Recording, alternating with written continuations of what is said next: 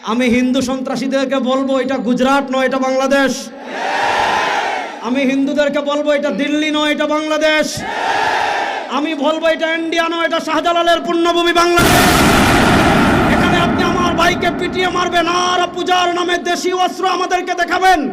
যদি আমাদের সাথে আপনারা খেলতে চান, মাঠে আসেন, আমরা খেলার জন্য প্রস্তুত।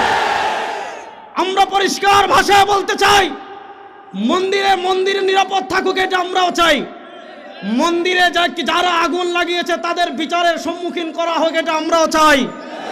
কিন্তু আমার নিরীহ মুসলমানদেরকে যারা ঘন্টার পর ঘন্টা বন্দি রেখে তাদেরকে যারা পিটিয়ে শাহাদাত বরণ করেছে, মনে রাখবেন মুসলমানের রক্ত পান করে পৃথিবীর কেউ নিরাপদ থাকতে পারে নাই, আপনারাও পারবেন না। এই রক্ত কথা বলবে ইনশাআল্লাহ। আমি সর্বশেষ আরেকটা কথা বলে শেষ করছি।